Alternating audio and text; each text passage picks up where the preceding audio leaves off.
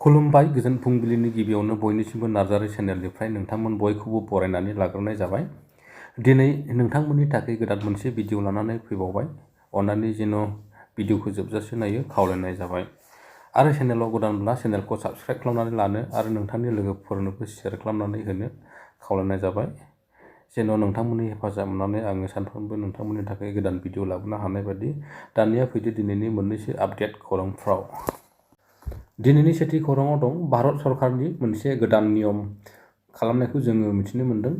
गोदान नियमा जाबाय गासै गारि सालायगिरिफोरनि थाखाय गोदान नियम खालामनानै होनायखौ जोङो मिथिनो मोन्दों। सासे गारि सालायगिरिया जाब्रबथाय खालामना मानसि सिथारब्ला 10 बोसोर जेल जानांगोन आरो 10 लाख नोगोद रां जुरिमाना होनांगोन।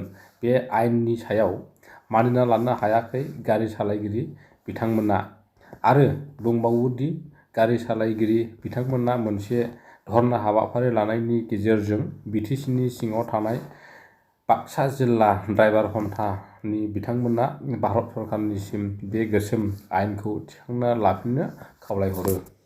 भारत सरकारा बे गोसोम आयेनखौ थिखांना लाफिनाब्ला जोङो दिनैनिफ्राय गारिखौ सालायनो हानाय नंला होनना बुंथियो। लोगोसेनो मानसिखौ रावबो ड्राइभारानो गोसो जाना जाब्रबथायजों आद्रि खालामा होननानै सरकारनिसिम दाबि खालामनायखौबो जोङो मिथिनो मोन्दों। आरो जाब्रबथाय जानायाव 10 लाख रां होनो हानाय गोहो दङब्लाथ' गारि सालायनाङा जोङो होननायजों लोगोसेनो आजिखालि रावबो गारि मालिकफ्रानो मासखिया ड्राइभार लाले आरो हाजिरासो दिनाव 700-800 रांनिसो सालायनो मोनो, बिबो मालाबा मोनो मालाबा मोना होनना बुंथिनायजों लोगोसे दुखु प्रकाश खालामनायखौबो जोङो मिथिनो मोन्दों। थांनाय 2 जानुवारि खालारखालि थामहिनबा मैया फुंनि 5 रिंगासो समावनो क'क्राझार जिल्ला गसाइगाव महकुमानि सिङाव थानाय 2 नं मदांखाथा गामिनि दिलीप सरकारनि फिसाज्ला 26 बोसोर बैसोनि ख'खन सरकारखौ सोरबा सिनाय मोनै सुबुङा खास्रि बिस्रि बुथारलांनायखौ जोङो मिथिनो मोन्दों।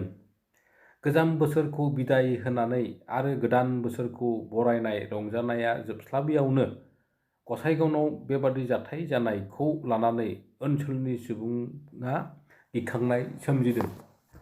जाथायनि सायाव मिथिनाय बादिब्ला सिखावआ दैनि मटर खावनो फैनाय समावनो ख'खन सरकारखौ खास्रि बिस्रि बुथारलांनायखौ सन्देह खालामनायखौ जोङो मिथिनो मोन्दों। नाथाय दुथांजों बुथारजानाय ख'खन सरकारनि बिफानि अजद बादिब्ला बिथाङा बिजेपि हान्जानि मावथि जानायखायसो सोरबा सुबुङा फाव फान्दायनानैसो बुथारदों। जाथाय जानाय जायगानि एमएलए जिरन बसुमतारिया खौरां लाहैनायजों लोगोसेनो पुलिस आरो खौरां चिफ बिफाननि हान्जाया नुजाथिहैनानै जाथायनि बिथिङाव नायबिजिरनायखौबो जोङो मिथिनो मोन्दों। गुबुन फारसेथिं ख'खन सरकारखौ बुथारग्रा दायनिगिरिखौ थाबैनो हमनानै गोख्रों साजा होनांगौ होनना महकुमा बेंगिरि आरो आसाम सरकारखौ गोख्रों दाबि खालामो एनएलएफबि एबा national liberation front of Bengali आफादनि गाहाय आफादगिरि बिथाङा। जापान हादराव 1 जानुवारि खालारखालिनो 7.6 मेगनिट्युडनि बांग्रि मावनायनि जाहोनाव जापानिसफोरखौ गासै 48 जन थैनाय खौरांखौ जोङो मिथिनो मोन्दों। खौराङाव मिथिनाय बादिब्ला आरोबाव थैनाय अनजिमाखौ बांबावगोन होननानै जोङो मिथिनो हायो। मिथिनो मोन्दों आरो गिदिर गिदिर बिल्डिंफ्राबो बायनायखौ जोङो सुलुङाव मिथिनो मोन्दों। लोगोसेनो जापान हादराव आरोबाव सुनामि फैबावगोनखौ जोङो मिथिनो मोन्दों।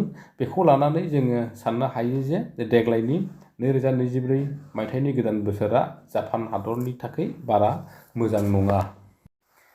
बोसोर गोदान 2 जानुवारि खालारखालि नैथि खेबनि थाखाय आसाम पुलिसनि बिएमआइ आनजाद खुंनायखौ जोङो मिथिनो मोन्दों। मख'नो गोनांदि 2023 मायथाइनि आगस्त दानाव गिबि बिएमआइ आनजादखौ खुंदोंमोन। बिनिनो माखासे उदै गेदेर लोदो पुलिस आसाम पुलिसनि देहाखौ फिटिं खालामनो थाखाय देहानि आनजाद नायनाय जादोंमोन।